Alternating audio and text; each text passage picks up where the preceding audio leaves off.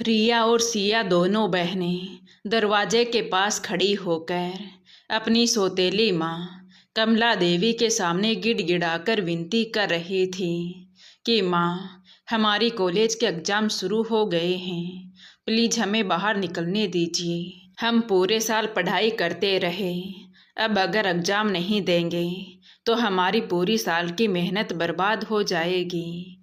माँ प्लीज़, हम वादा करते हैं कि आगे से आपकी बात नहीं टालेंगे, बस हमें परीक्षा देने जाने दीजिए।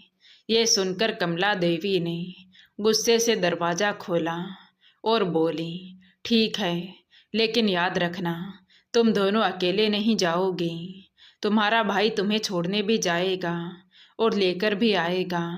ठीक है माँ। इतना कहकर दोनों बहनें बाहर निकल आई तो कमला देवी ने अपने बेटे सुमित को आवाज़ लगाई, सुमित, तुम इन दोनों को ले जाओ और पेपर ख़त्म होने तक वहीं इंतज़ार करना। ठीक है माँ। सुमित ने गाड़ी स्टार्ट की और उन दोनों को ले जाकर परीक्षा केंद्र पर छोड़ दिया और वहीं बाहर खड़ा होकर इंतज़ार करने लगा। तभी कुछ लोग वहाँ आए। भाई साहब, गाड़ी थोड़ी साइड में लगा दीजिए, ट्रैफिक रुक रहा है। सुमित ने गुस्से से कहा, मेरी बहन अंदर एग्जाम दे रही हैं, थोड़ा इंतज़ार कर लीजिए। तो सामने वाले भी भड़क उठे, हम समझते हैं, लेकिन रास्ता भी तो खुला रहना चाहिए ना, यहाँ पार्किंग की कोई व्यवस्था ही नहीं है। इतने सारे लोगों के सामने सुमित की एक ना चली और उसे गाड़ी साइड में करनी ही पड़ी। कुछ देर बाद दोनों बहनें परीक्षा देकर बाहर निकली तो सुमित गुस्से से लाल हो रखा था। उसने कहा, जल्दी बैठो, देर मत करो। जी भैया। घर पहुंचते ही सुमित ने अपनी माँ से कहा, माँ, इनकी पढ़ाई की वजह से मुझे लोगों की इतनी बातें सुननी पड़ी हैं, अब इनकी पढ़ाई बंद करवा दीजिए। सही कह रहा है बेटा, मैं भी इनकी पढ़ाई से तंग आ चुकी हूँ। तभी माँ और भाई की बातें सुनकर दोनों बहनों की आंखें भर आई, पर कुछ बोल नहीं सकी और चुपचाप काम में लग गई। रात में पूरा परिवार बैठा था। तभी सुमित ने कहा, माँ, मुझे लगता है अब सिया और रिया की शादी के बारे में भी हमें सोचना चाहिए। अरे बेटा, पहले तुम्हारी शादी होगी, उसके बाद इन दोनों डायनों की, नहीं तो पूरा खर्चा इन्हीं की शादी में लग जाएगा, वरना मैं कौन सा इन्हें घर में बिठाकर खुश हूँ। कुछ दिनों के बाद एक डॉक्टर लड़की का रिश्ता आया तो कमला देवी ने साफ मना कर दिया, नहीं, आजकल की पढ़ी लिखी लड़कियां बहुत तेज तरार होती हैं, ये रिश्ता मुझे मंजूर नहीं।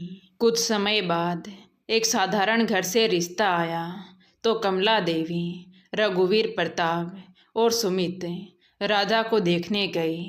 कुछ देर सामान्य बातचीत करने के बाद कमला देवी ने कहा, बेटी, तुम्हें घर का काम आता है?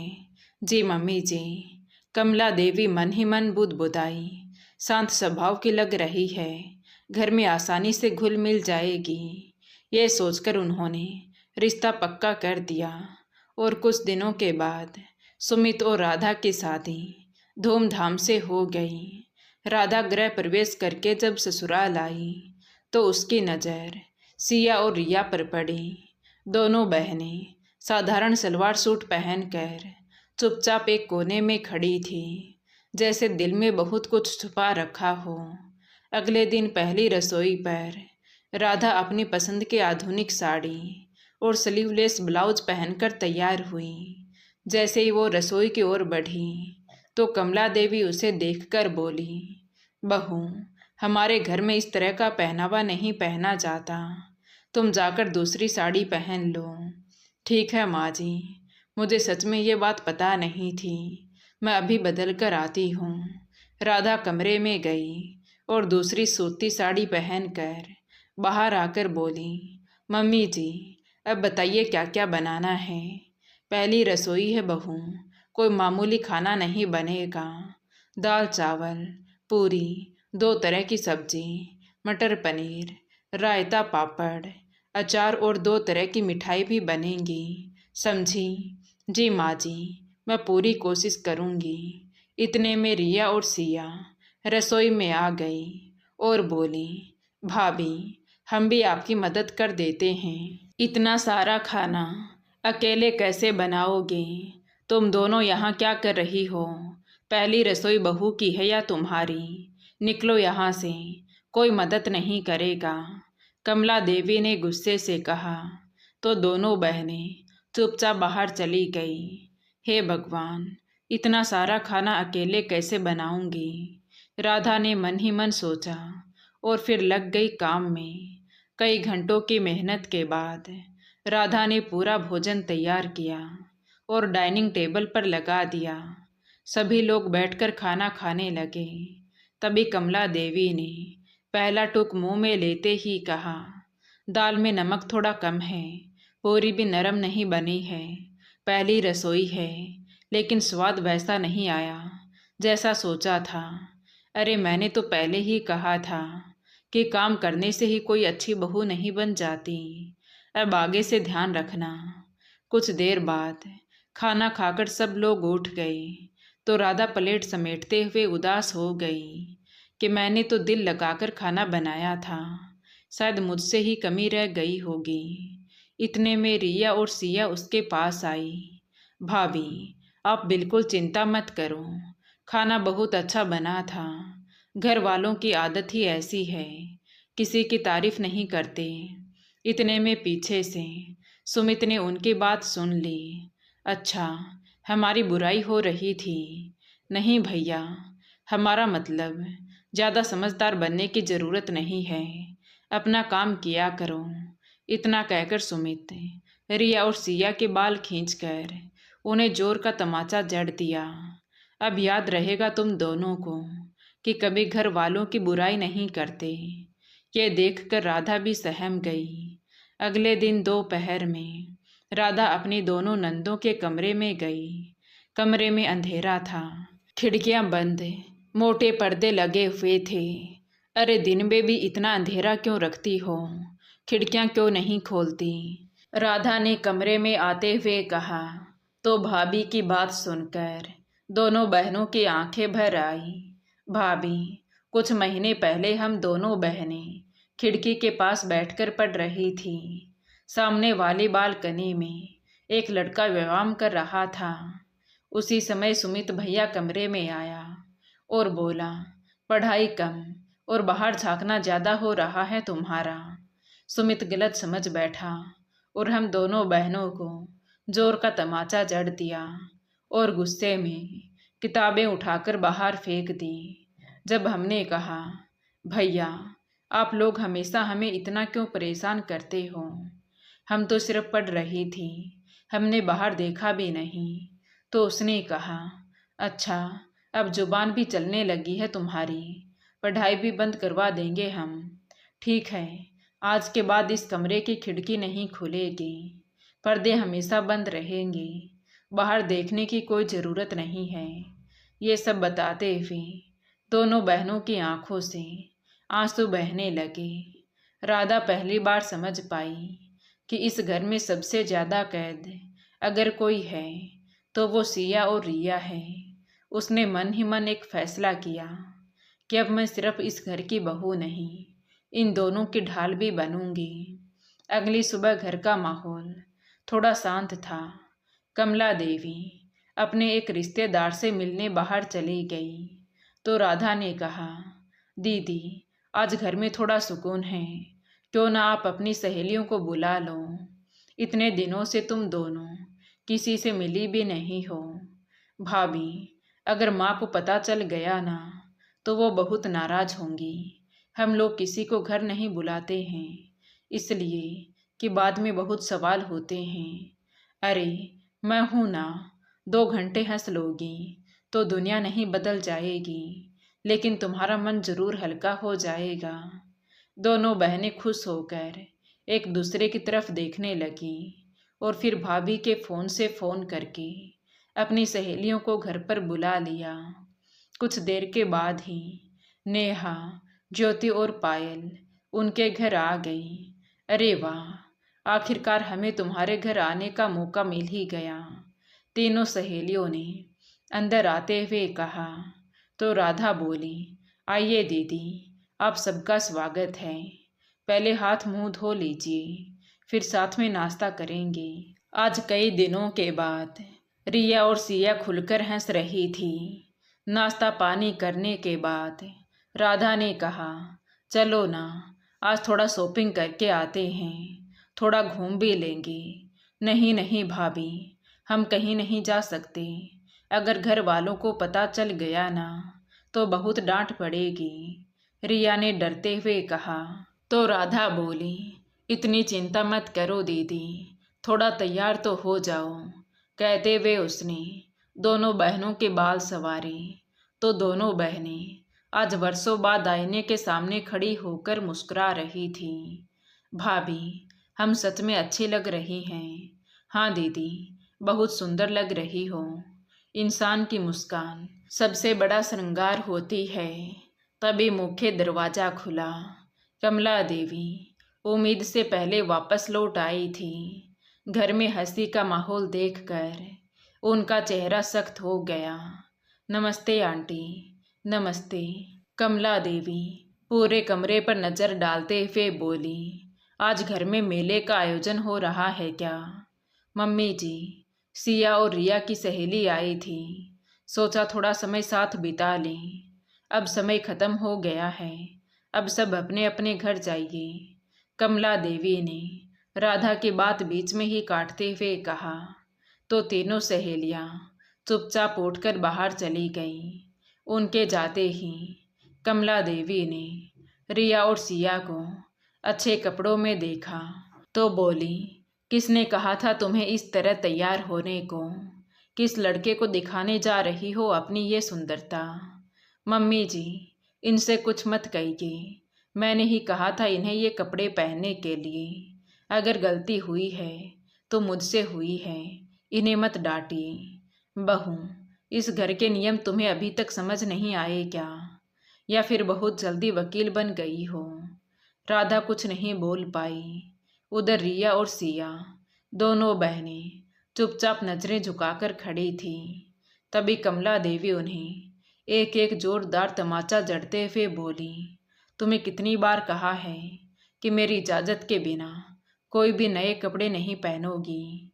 दोनों बहनें रो रही थीं, लेकिन राधा बेचारी सास का गुस्सा देखकर कुछ भी नहीं बोल पाई। रात को रिया ने कहा, भाभी, आप हमारे लिए बार बार मत बोला करो। देख रही हो आप आज हमारा क्या हाल हुआ। हमें आदत हो गई है, लेकिन आपको तकलीफ होती है तो हमें अच्छा नहीं लगता। आज हमारी वजह से आपको भी कितनी बातें सुननी पड़ी। दीदी, कुछ भी हो जाए, मैं सदैव तुम लोगों के साथ रहूंगी। समय बीतता गया। राधा घर का सारा काम करती, फिर भी उसके चेहरे की मुस्कान कम नहीं होती। कभी कभी घर का तनाव उस पर भी असर डालता, लेकिन वो रिया और सिया के सामने हमेशा हंसकर बात करती। एक शाम कमला देवी अपने पति रघुवीर से बोली, सुनिए जी, अब इन दोनों लड़कियों की बहुत पढ़ाई हो गई, अब जितनी जल्दी हो सके इनकी शादी कर दो। तुम ठीक कह रही हो कमला, कल से ही लड़के देखने शुरू करता हूँ। ये बात सिया और रिया सुन लेती हैं तो दोनों बहनें अपनी भाभी के पास जाकर रोने लगी। भाभी, हम अभी शादी नहीं करना चाहते, हमारे कितने सपने हैं, हम थोड़ा और पढ़ना चाहती हैं। रो मत, पहले शांति से बात करेंगे, हर बात का कोई ना कोई रास्ता जरूर निकलता है। रात को राधा अपने पति सुमित से बोली, सुनिए जी, रिया और सिया अभी शादी के लिए तैयार नहीं हैं। अगर थोड़ा समय मिल जाए तो हर बात में तुम्हें बोलने की ज़रूरत नहीं है राधा, समझी? सुमित ने राधा की बात बीच में ही काटते हुए कहा। तो राधा धीरे से बोली, मैं सिर्फ उनकी इच्छा की बात कर रही हूँ सुमित। मैंने कहा ना कि इस घर में फैसले मम्मी पापा करेंगे। बहू हो तुम तो बहू बनकर रहो, ज़्यादा अपना दिमाग चलाने की ज़रूरत नहीं है। सुमित के मुंह से ऐसे शब्द सुनकर राधा हैरान हो गई। अगले दिन रघुवीर जी कुछ मेहमानों के साथ घर आए। सिया और रिया, इधर आओ। तो दोनों बहनें आकर खड़ी हो गई। ये सुरेश जी हैं और ये रमेश जी। हमने सोचा है कि अब तुम्हारी शादी की बात आगे बढ़ानी चाहिए। सिया और रिया एक दूसरे की तरफ देखने लगी। लेकिन पिताजी, क्या हमारी राय जानना जरूरी नहीं है? हम अभी शादी के लिए तैयार नहीं हैं। तभी राधा आगे बढ़ी और अपनी सास कमला देवी से बोली, मम्मी जी, शादी जीवन का बहुत बड़ा फैसला होता है। अगर लड़कियां थोड़ा समय चाहती हैं तो उनकी बात भी सुन लेनी चाहिए। और ये क्या, ये दोनों आदमी इस उम्र में कितने बड़े दिख रहे हैं। ये लड़के नहीं, अंकल की एज के दिख रहे हैं। बहू, हमने तुमसे सलाह नहीं मांगी ना, तो तुम अपनी राय देना बंद करो। हमारा घर बहू और बेटियों की राय से बिल्कुल नहीं चलता। रिया और सिया, इधर आओ तुम दोनों और इनसे नमस्ते करो। तो दोनों बहनों ने झुककर नमस्ते किया। तभी लड़के वालों ने कहा, लड़की तो बहुत शांत स्वभाव की लग रही हैं। देखिए जी, हमें कोई आपत्ति नहीं है। हमारी तरफ से रिश्ता पक्का समझो। तभी राधा आगे बढ़ी और बोली, माफ कीजिए, लेकिन ये रिश्ता अभी आगे नहीं बढ़ सकता। माँ जी, पिताजी, मैंने पहले भी मना किया था और मैं फिर से मना कर रही हूँ, वरना ठीक नहीं होगा। ये सुनकर पूरा घर स्तब्ध रह गया। राधा, ये क्या कह रही हो तुम? और तुम क्या मेरे घर वालों को धमका रही हो? सुमित ने गुस्से से कहा। तो राधा बोली, शादी जीवन का सबसे बड़ा फैसला होता है सुमित। जब तक सिया और रिया अपनी इच्छा से तैयार नहीं होंगी, तब तक ये रिश्ता आगे नहीं बढ़ेगा। अरे ये सब क्या चल रहा है? आपने तो कहा था कि आपकी बेटियां तैयार हैं, अब ये क्या है? लड़के वालों ने कहा। तो राधा गुस्से से बोली, तुम लोग यहाँ से जा सकते हो। मेरी दोनों नंदों की शादी आपके साथ तो हरगिज नहीं होगी। राधा ने दोनों की खूब बेइज्जती की। तो सब लोग चुपचाप वहाँ से चले गए। उनके जाते ही घर का माहौल तनावपूर्ण हो गया। कमला देवी ने कहा, अगर शादी होगी तो इसी रिश्ते और इन्हीं लड़कों से होगी। मैं जितना जल्दी हो सके पंडित जी से बात करके शादी का दिन और जगह फिक्स करवाती हूँ। हमने फैसला कर लिया है। ये सुनकर रिया और सिया की आंखों से आंसू बहने लगे। राधा चिंता में पड़ गई। उधर रात को दोनों बहनें अपने कमरे में बैठी रो रही थी। तभी राधा उनके पास आई और बोली, देखो दीदी, अगर तुम्हें सच में ये शादी नहीं करनी है तो तुम्हें डरने की ज़रूरत नहीं है। कानून तुम्हारे साथ है। किसी की इच्छा के विरुद्ध शादी नहीं करवाई जा सकती। दोनों बहनें राधा की ओर देखने लगीं। राधा ने एक सुरक्षित योजना बनाई। उसने दोनों बहनों को एक भरोसेमंद महिला सहायता केंद्र और अपनी विश्वसनीय सहयोगी के पास भेज दिया, ताकि वो सुरक्षित रहें। डरना मत, जब तक सब कानूनी रूप से साफ नहीं हो जाता, यहीं रहना। अगले दिन सुबह घर में दोनों बहनों को ना देखकर सभी घबरा गए। दोनों कहाँ गई? पूरे घर में कहीं नहीं है। ये सब राधा का किया धरा है। गुस्से में आकर कमला देवी ने पुलिस को बुला लिया। देखिए इंस्पेक्टर साहब, हमारी बहू को गिरफ्तार कीजिए, इसने हमारी दोनों बेटियों को भगा दिया। तब तक राधा ने अपनी दोनों नंदों को घर बुला लिया और पड़ोसियों को भी इकट्ठा कर लिया। तभी दोनों बहनों के बयान और पड़ोसियों की जानकारी के आधार पर पुलिस ने कड़क लहजे में कहा, देखिए माता जी, किसी भी महिला की इच्छा के विरुद्ध विवाह करना कानून के खिलाफ है और आप तो इसका विवाह अधेड़ उम्र के आदमी से करवा रही थी। मामला अदालत तक पहुंचा तो अपनी बेटियों को प्रताड़ित करने, बहू को परेशान करने और जबरन विवाह कराने के दोष में कमला देवी, रघुवीर जी और सुमित को 5 साल की सजा सुनाई गई। उधर रिया और सिया दोनों बहनों ने राधा को गले से लगा लिया। भाभी, आज आप ना होती तो पता नहीं हमारे साथ क्या हो जाता। राधा ने दोनों के आंसू पोंछे और बोली, अब फिर से अपनी पढ़ाई शुरू करो और याद रखना, शिक्षा ही सबसे बड़ी ताकत है। अब तुम्हारी जिंदगी का फैसला तुम खुद करोगी। ये सुनकर दोनों बहनों की आंखों से खुशी के आंसू बहने लगे। जिस घर को दोनों बहनें कभी जेल समझती थी, आज वहां से निकलकर उन्होंने अपने जीवन की नई शुरुआत की। और राधा ने भी साबित कर दिया कि साहस, शिक्षा और कानून मिलकर सबसे मजबूत बेड़ियां भी तोड़ सकती हैं। तो दोस्तों, क्या आपको लगता है कि हर महिला को अपनी ज़िंदगी के फैसले खुद लेने चाहिए? अपनी राय कमेंट में ज़रूर बताएं। कहानी अच्छी लगी हो तो प्लीज़ वीडियो को लाइक करें, शेयर करें और हमारे चैनल कहानी विद देवांशी को सब्सक्राइब ज़रूर करें। Thank you.